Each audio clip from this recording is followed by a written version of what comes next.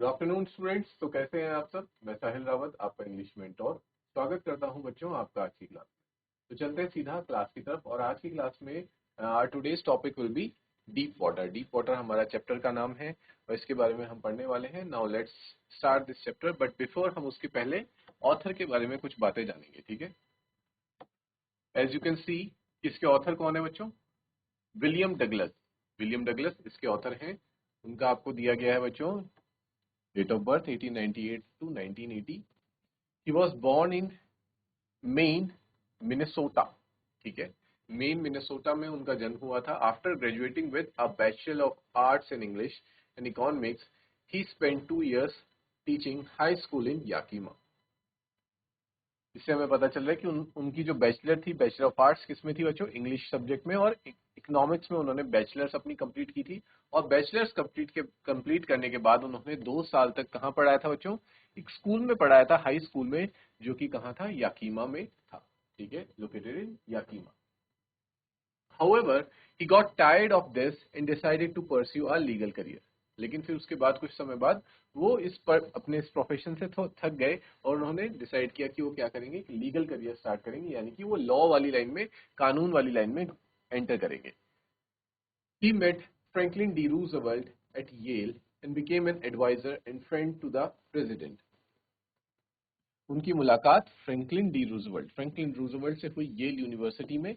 और उन्होंने उनका एक एडवाइजर के रूप में, प्रेसिडेंट के एडवाइजर के रूप में कार्यभार शुरू किया।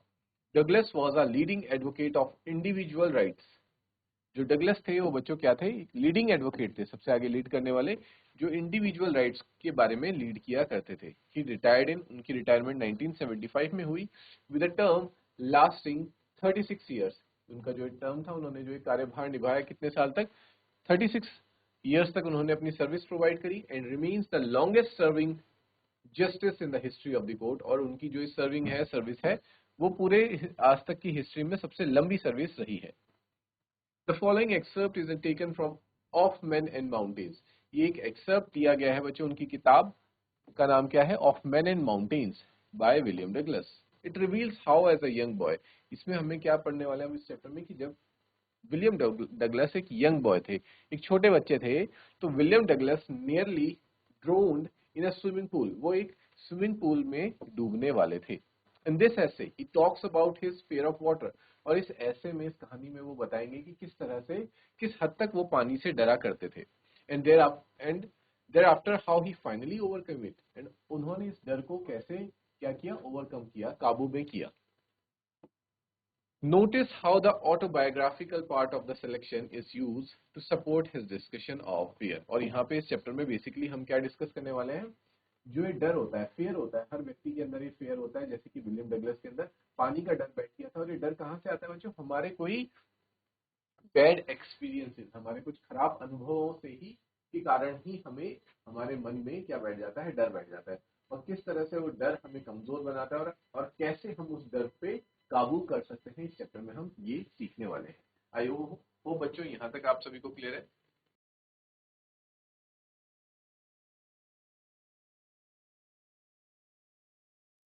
ओके स्टूडेंट, स्टार्ट करते हैं अपना चैप्टर अब।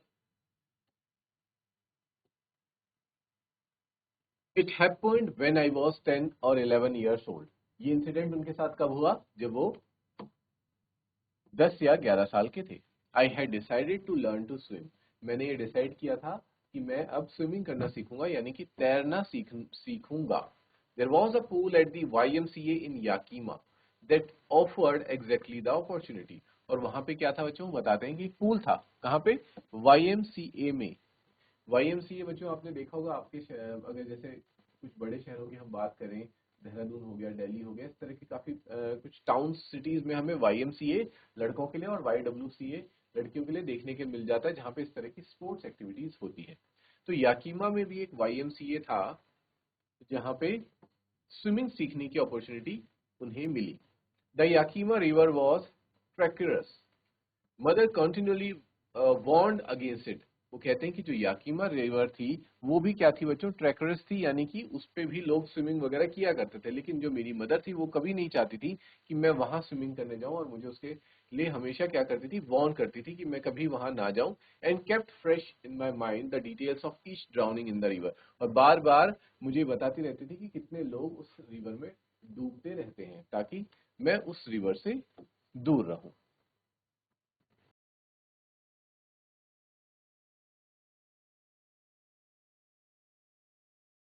ये स्टूडेंट्स, यहाँ पे मैं आपको क्या बता रहा था, YMCA के बारे में बता रहा था। तो YMCA की आप फॉर योर क्यूरियोसिटी आप इसकी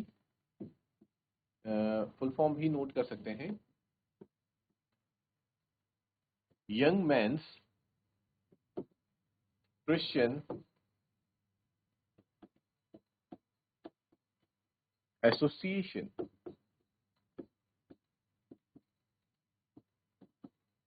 और सेम YWCA हो जाता है, यंग, यहाँ पे बच्चों क्या आ जाएगा, women's Christian association. Is it clear? ये डेफिनेशन हो जाती है आपकी YMCA YWCA की। और मैंने क्या बताया था, यहाँ पे आपको तमाम तरह की स्पोर्ट्स एक्टिविटीज देखने के लिए और सीखने, आप यहाँ जाकर के सीख सकते हैं। एक और वर्ड हमने देखा था, ट्रैकर्स। ट्रैकर्स का मतलब होता है बच्चों something you can not trust on, जिसपे आप भरोसा नहीं कर सकते हैं। Something you can not trust, you can not trust, ठीक है। ट्रैकर्स, तो यहाँ पे ट्रैकर्स किसे कहा गया है, याकीमा रिवर को ट्रैकर्स कहा गया है, कि आप उस पर भरोसा करके उसमें स्विमिंग करने नहीं जा सकते, क्योंकि उसमें कई लोग कई बार होता है डूब जाते हैं, ठीक है। But the YMCA pool was safe, लेकिन जो YMCA पूल था वो सेफ था, ठीक है। तो हम कह सकते हैं कि सेफ जो है यहाँ पे ट्रैकर्स का ऑपोजिट भी यूज हो सकता है। ट्रैकर्स यानी कि विश्वास नहीं कर सकते, और क्या है, अनसेफ है। जो विश्वास नहीं कर सकते जिस चीज पे, वो क्या होती है, अनसेफ होती है। लेकिन जिस पे आप विश्वास कर सकते हैं वो आपके लिए सेफ होती है। It was only 2 or 3 feet deep at the shallow end, and while it was 9 feet deep at the other, the drop was gradual. अब हमें यहाँ क्या बताया जा रहा है बच्चों, तो ध्यान से देखना। जब आप स्विमिंग पूल में उतरते हैं तो स्विमिंग पूल कुछ इस तरीके से होता है। ये मान लीजिए स्विमिंग पूल है,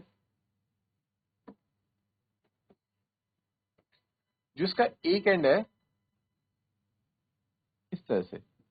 जो डेप्थ होती है बच्चों धीरे धीरे बढ़ती है, यहाँ पे जो डेप्थ है वो कम रहेगी, और डेप्थ जैसे जैसे आप पानी में आगे बढ़ेंगे आगे बढ़ेंगे आगे बढ़ेंगे, जो ये डेप्थ है ये बढ़ती चली जाती है। तो क्या होता है, रूल्स क्या होता है कि जो बिगनर्स हैं, जो नई नई स्विमिंग सीख रहे हैं, वो लोग यहाँ से एंटर करते हैं और सिर्फ इतने एरिया में ही स्विम करते हैं। लेकिन जो अब क्या हो चुके हैं, थोड़े से एडवांस प्लेयर होते हैं, जो जिनको काफी समय हो चुका है स्विमिंग सीखते हुए, वो लोग क्या करते हैं, आगे बढ़ के यहाँ तक इस एरिया में भी एंटर करते हैं और स्विमिंग सीखते हैं, ठीक है, जो थोड़े एडवांस लेवल पे होते हैं। तो यही कुछ ऑथर बताने की कोशिश कर रहे हैं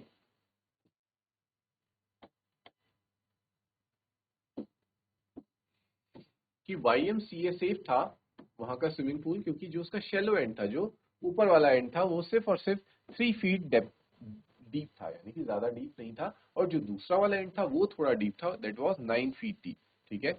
द ड्रॉप वाज ग्रेजुअल, और जो ड्रॉप था वो ऐसा नहीं था कि एकदम 3 feet से सीधा 9 feet आ जाएगा, धीरे धीरे धीरे धीरे करके वो ड्रॉप बढ़ता था। I got a pair of water wings and went to the pool. मैं अपने वाटर विंग्स, यानी कि आपने देखा होगा पानी में उतरने से पहले जो हाथों में पहन लेते हैं अपने कॉस्ट्यूम्स, गॉगल्स वगैरह पहन लेते हैं, और हाथों में कुछ बलून्स टाइप के पहन लेते हैं, ताकि आप पानी में नीचे ना जाए, वो आपको क्या करें, पानी के ऊपर ही फ्लोट करने में हेल्प करे। And went to the pool, और पूल में चला गया। I hated to walk naked into it and show my skinny legs. वो कहते हैं कि उस वक्त मैं क्या था, बहुत ज्यादा दुबला पतला था, और मेरी टांगे कैसी थी, बहुत पतली थी, स्किनी लेग्स थी, उसको स्किनी लेग्स कहा है उन्होंने। और मुझे नेक्ड, यानी कि जैसे आप जब स्विमिंग करने जाते हैं तो कपड़ों में स्विमिंग नहीं करते हैं, you wear your swimming costumes. तो स्विमिंग कॉस्ट्यूम्स में क्या होता है बच्चों, हाफ पैंट होती है नीचे, उसे पहना होता है, और उसमें वो कहते हैं कि जो मेरी स्किनी लेग्स दिखती थी वो मुझे दिखाना अच्छा नहीं लगता था, ठीक है, मुझे उसमें शर्म आती थी।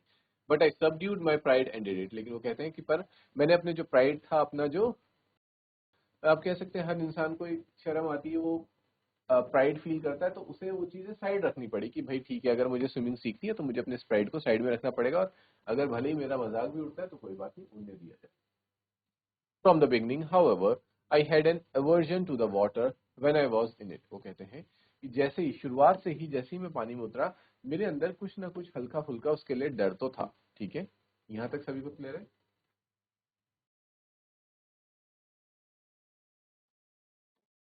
यहाँ पे अवर्जन किसे कहा गया बच्चों? आई हैड एन अवर्जन। अवर्जन मतलब किसी चीज को डिसलाइक करना, मतलब कोई चीज होती है जिसे आप शुरू से ही पसंद नहीं करते हैं, आपको अच्छी नहीं लग रही होती चीज, उसे हम कहेंगे अवर्जन। तो उन्हें शुरू से ही पानी कुछ पसंद नहीं आ रहा होता, वो डिसलाइक कर रहे होते हैं।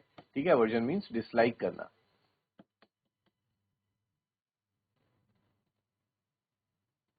This started when I was 3 or 4 years old and father took me to the beach in California. ठीक है, वो बताते हैं कि क्यों मैं पानी को पसंद नहीं कर सकता। जब मैं 3-4 साल का था, मेरे फादर मुझे एक बीच में लेके गए थे कैलिफोर्निया में। He and I stood together in the surf. हम दोनों सर्फिंग कर रहे थे। I hung on to him, और मैं उन पे लटक गया था, उनकी पीठ पे। Yet the waves knock me down, लेकिन उन जो लहरें आई थी उन्होंने मुझे नीचे नॉक डाउन किया। एंड स्वेप्ट ओवर मी, और मेरे ऊपर से चली गई, स्वेप्ट करते बहते हुए चले गई। I was buried in water, और मैं पानी के नीचे क्या हो गया था, एक तरह से दब गया था। माई ब्रेथ वॉज गॉन, और मुझे सांस लेने में तकलीफ हो रही थी, मैं सांस नहीं ले पा रहा था। आई वॉज फ्राइटेन, मैं डर गया था बहुत बुरी तरीके से। फादर लाफ्ड, मेरे फादर मुझ पर हंस रहे थे। But there was terror in my heart, लेकिन उनके लिए वो एक मजाक की बात थी, लेकिन मैं उस वक्त डर के मारे मेरी हालत बहुत ज्यादा खराब हो गई थी। At the over powering force of the waves, क्योंकि मैं पहली बार मैंने ये जाना कि वेव्स जो होती हैं, लहरें जो होती हैं, उनके अंदर इतनी ताकत होती है कि वो इंसान को क्या कर सकती है, गिरा सकती हैं, और बिल्कुल उसको, उसकी सांसों को उससे छीन सकती हैं। तो ये एक हमने शुरू में बात की थी ना बच्चों की, डर इंसान के अंदर कैसे बैठता है, एक बुरे एक्सपीरियंस की वजह से। और जो हमारे ऑथर है विलियम डगलस, उनके अंदर ये डर कैसे बैठा, क्योंकि उनके साथ जब वो 4-5 साल के थे, एक ऑलरेडी एक बुरा एक्सपीरियंस हो चुका है, जब वो बीच में अपने फादर के साथ सर्फिंग करने गए थे, और वहां पे क्या हुआ था, वो वेव से टकराकर पानी के नीचे बहने वाले थे। एक तरह से हम कह सकते हैं he was going to drown in the sea. तो यहाँ से वो बैड एक्सपीरियंस शुरू हुआ, इसलिए कि वो कहते हैं कि मुझे शुरू से ही पानी पसंद नहीं था। ठीक है बच्चों, और इस मैप में हम क्या देख पा रहे हैं, याकीमा रिवर के बारे में हम देख सकते हैं। देखो इस तरह से बच्चों याकीमा रिवर आ रही है, और आगे जाके ये और रिवर्स में भी डिवाइड होती है। जैसे कि यहाँ पे एक रिवर है Teanaway river, Teanaway river, Cle Elum lake, Keechelus lake and Kachess lake, Kachess lake. जैसे एलेंसबर्ग एक शहर है यहाँ पे, ईस्टर्न एक शहर है यहाँ पे, एंड दिस इज याकीमा रिवर, और उसी के बैंक पे कौन है, याकीमा टाउन है। Matches river and Clayton river, ये सारी रिवर्स को हमें मैप के थ्रू बताया गया है। ठीक है बच्चों, the Yakima river is a tributary of the Columbian river in eastern Washington USA. और याकीमा रिवर है क्या, ये भी एक ट्रिब्यूटरी है, यानी कि एक छोटी नदी है किसकी, एक बड़ी नदी जो कि है बच्चों कोलंबिया रिवर। ठीक है, उसकी एक ट्रिब्यूटरी है, और कहाँ पे है ये, वॉशिंगटन यूएसए में ये प्रेजेंट है। The state is named after the indigenous Yakama people, और स्टेट का नाम रखा गया है वहां के जो याकामा पीपल होते हैं उनके नाम से, इस नदी का नाम भी और उस जगह का नाम भी याकीमा रखा गया है। आई होप सभी को इतना क्लियर है।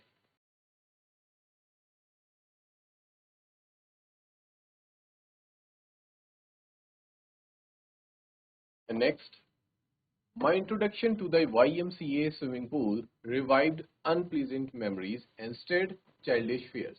वो कहते हैं जिस दिन मेरा इंट्रोडक्शन हुआ YMCA में स्विमिंग पूल में पानी से, मेरी जो पुरानी मेमोरीज थी, अनप्लीजेंट मेमोरीज, एक होती है बच्चों प्लीजेंट मेमोरीज, यानी कि हमारी अच्छी यादें जिनको हम चेरिश करते हैं, ठीक है, जिन्हें याद करके हमें खुशी महसूस होती है। और कुछ यादें ऐसी होती हैं जो बुरे अनुभवों की यादें होती हैं, जो हमें क्या करती हैं, दुख देती हैं।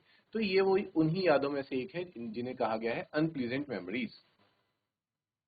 वो स्विमिंग पूल में जाते ही क्या हो गई, रिवाइव हो गई, यानी कि फिर से जीवित हो गई वो पुरानी बुरी यादें। इंस्टेड चाइल्डिश फियर्स, और जो बचपन के जो मेरे डर थे उनको उसने क्या कर दिया, फिर से जगा दिया। जैसे कि स्टेड का मतलब होगा बच्चों, मान लीजिए एक टम्बलर है, ठीक है, एक बर्तन है जिसमें कि आपने क्या करा, पानी में मिट्टी को डाला और मिट्टी कुछ देर बाद क्या हो जाती है, नीचे बैठ जाती है कुछ समय के बाद। अगर आप उसे थोड़ा वक्त दो तो नीचे बैठ जाएगी, लेकिन आप फिर से उसको अगर टम्बलर को पूरी तरह से शेक करें तो मिट्टी क्या होगी, फिर से वापस आ जाएगी पानी में।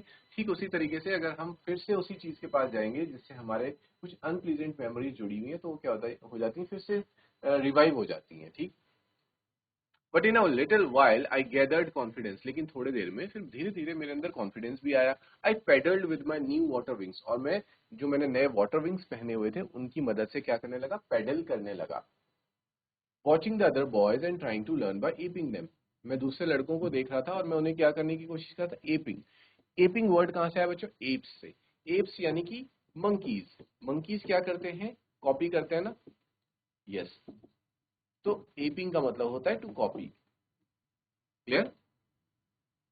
I did this 2 or 3 times on different days, और मैं ऐसा 2-3 दिन तक करता रहा and was just beginning to feel at ease। और धीरे धीरे जब हम किसी काम को करते हैं तो हम उसमें कंफर्टेबल फील होने लगते हैं, तो ये भी उसमें कंफर्टेबल फील करने लगा इन द वाटर, पानी के अंदर।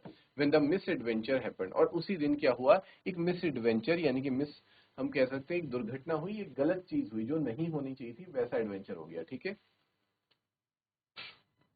एक होता है बच्चों एडवेंचर जिसमें रिस्क होता है, जान का खतरा होता है, लेकिन वो करते हुए मजा आता है। एक होता है मिस एडवेंचर, यानी कि अगर वो एडवेंचर गलत डायरेक्शन ले ले, आप उस एडवेंचर को परफॉर्म करते हुए कुछ गलत हो जाए आपके साथ, तो वो हो जाता है मिस एडवेंचर। और क्या मिस एडवेंचर हुआ था उसे देखते हैं। I went to the pool, मैं पूल में गया। When no one else was there, और ये उनकी सबसे बड़ी गलती थी कि उस दिन वहां पे कोई भी नहीं था, वो फिर भी अकेले ही पूल में चले गए। द प्लेस वॉज क्वाइट, यानी कि उस जगह पे क्या थी, पूरी शांति थी, कोई भी वहां पे मौजूद नहीं था। द वाटर वॉज स्टिल, और पानी भी बिल्कुल कैसा था, स्टिल था, ठहरा हुआ था पानी। The tiled bottom was as white and clean as a bathtub, और क्योंकि जो वहाँ पे बॉटम में क्या होता है, बॉटम यानी कि बच्चों जो वहाँ का सतह होती है, सरफेस होता है, ठीक है, बॉटम मतलब नीचे, वो बिल्कुल क्लियर था, क्योंकि जो पानी होता है बहुत ज्यादा क्लीन होता है, फ्रेश होता है, तो नीचे जो बिछी हुई टाइल्स थी वो साफ साफ दिखाई नजर आ रही थी। I was timid about going in alone, मुझे अकेले जाते हुए थोड़ा सा डर तो लग रहा था। So I sat on the side of the pool, इसलिए मैं थोड़ी देर तक पूल के साइड में ही बैठा रहा, टू वेट फॉर अदर्स, बाकियों का इंतजार करता रहा कि शायद कोई और आएगा तो मैं उनके साथ फिर पूल में एंटर करूंगा। I had not been there long when in came a big bruiser of a boy, probably 18 years old. He had thick hair on his chest. He was a beautiful physique specimen with legs and arms that showed rippling muscles. He yelled, "Hi skinny, how would you like to be ducked?" तभी वो बताते हैं कि वहां पे एक बड़ा लड़का आता है। वो शायद 18 साल का रहा होगा, और उसकी जो फिजिक थी वो काफी अच्छी थी। उसके जो चेस्ट पे काफी सारे बाल थे, और फिजिकली उसके लेग्स और आर्म्स जो थे वो काफी ज्यादा मस्कुलर लग रहे थे, काफी ज्यादा स्ट्रांग थे। और वो आते ही चिल्लाने लगा मुझे चिढ़ाते हुए कि हे स्किनी, तुम्हें कैसा लगेगा अगर मैं तुम्हें पानी में फेंक दूं। And with that he picked me up and tossed me into the deep and, और उसने मुझे उठाया और पानी के अंदर फेंक दिया। I landed in a sitting position, और मैं पानी के अंदर कैसे लैंड हुआ, एक सिटिंग पोजीशन में लैंड हुआ। swallowed वाटर, और बहुत सारा पानी मैंने क्या कर लिया, घूट लिया। And went at once at the bottom, और पानी के एकदम बॉटम में मैं जाके टकराया। आई वॉज फ्राइटेंड, मैं बहुत डर गया था, but not yet frightened out of my wits, लेकिन इतना भी नहीं डरा था कि मैं बाहर नहीं आ सकता था। ठीक है, मुझे भले डर लगा, लेकिन मैंने अपने डर को कंट्रोल किया। On the way down I plan, और मैं जैसे जैसे नीचे जा रहा था मैं प्लानिंग करने लगा कि मैं ऊपर कैसे आऊंगा। When my feet hit the bottom, जैसे ही वो नीचे जा रहा था, उसके पैर, पंजे जो हैं, जब जमीन पर नीचे सरफेस पे लगे, तो I would make a big jump, तो उसने डिसाइड किया कि जैसे ही मेरे पैर नीचे लगेंगे मैं एक लंबी छलांग लूंगा और ऊपर आ जाऊंगा। Come to the surface, lie flat on it, और उसमें एकदम फ्लैट लेट जाऊंगा। And paddle the to the edge of the pool, और पेडल करते हुए, जैसे मैं और दिन भी पेडल करता हूँ गोते लगाते हुए, उसके एज में, किनारे पे चला जाऊंगा। तो ऐसी प्लानिंग कुछ ऑथर ने कर ली थी।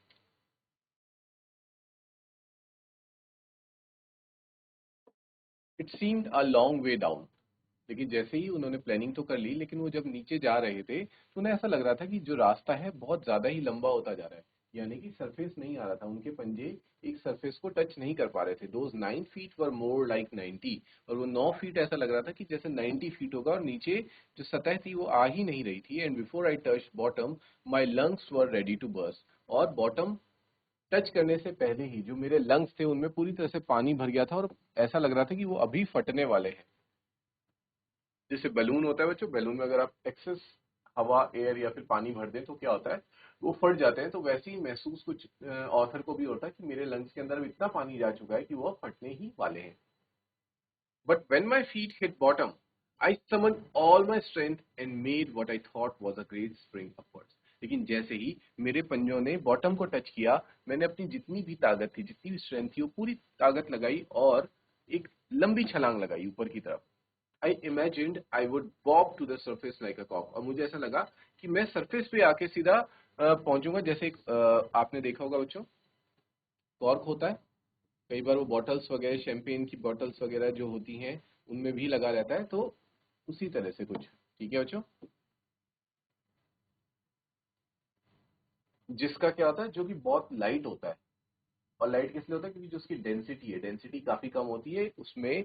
और कॉर्क किसका बना होता है बच्चों, जो लकड़ी होती है, आपने पेड़ देखे होंगे, पेड़ के बाहर की जो छाल होती है, ठीक है, उसके जो कॉर्क्स होते हैं वो बने होते हैं, ठीक। और उनके अंदर एयर पास करने के लिए बहुत सारी स्पेस होती है, इसलिए उनकी डेंसिटी कम होती है। तब इसलिए कभी भी अगर आप उन्हें पानी में डालेंगे तो वो सिंक नहीं करते हैं, बल्कि क्या करते हैं, सरफेस में आके फ्लोट करते हैं वो, ठीक है। तो इस तरह से ऑथर को भी लग रहा था कि मैं भी ऊपर आके फ्लोट करने लगूंगा, but he was wrong. Instead I came up slowly. मैं बहुत तेजी से ऊपर नहीं आया, बहुत धीरे धीरे से आया। धीरे से क्यों आया बच्चों, क्योंकि वाटर का फोर्स डाउनवर्ड्स भी तो लग रहा है ना। हम आपने पढ़ा होगा साइंस में कि जब हम पानी के अंदर होते हैं तो एक बाइंड फोर्स लगता है हम पे, ठीक है, और वो चारों दिशाओं से लगता है। नीचे से ऊपर की तरफ भी लगता है, ऊपर से नीचे भी लगेगा, राइट से और लेफ्ट से, सभी डायरेक्शन से लगेगा। तो क्योंकि अभी वो बहुत बॉटम में है तो बहुत सारा फोर्स ऊपर से उनकी तरफ नीचे लग रहा है, तो उन्हें ऊपर आने के लिए बहुत फोर्स को ओवरकम करना पड़ रहा था, इसलिए वो धीरे धीरे से ऊपर आ रहे थे।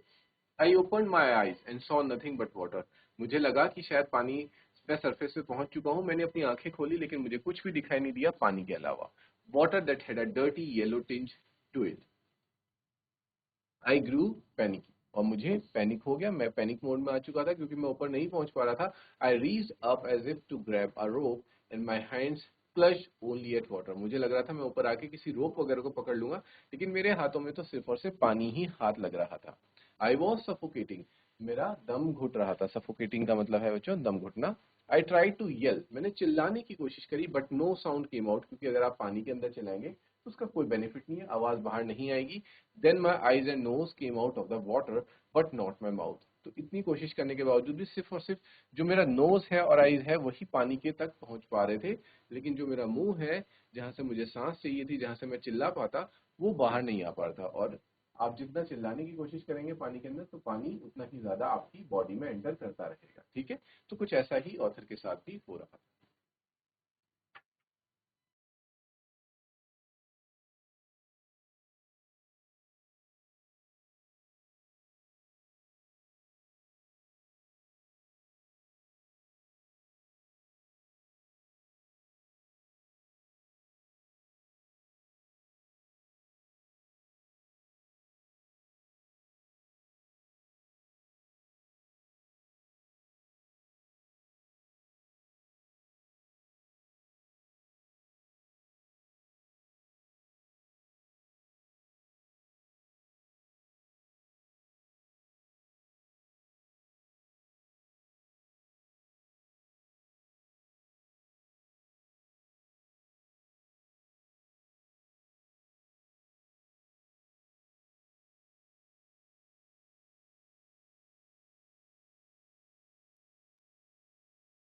तो स्टूडेंट, आज की क्लास में हम अब इतना ही करेंगे। बाकी का जो चैप्टर है उसको हम कल नेक्स्ट क्लास में कंटिन्यू करेंगे। मिलते हैं नेक्स्ट क्लास में। Till then take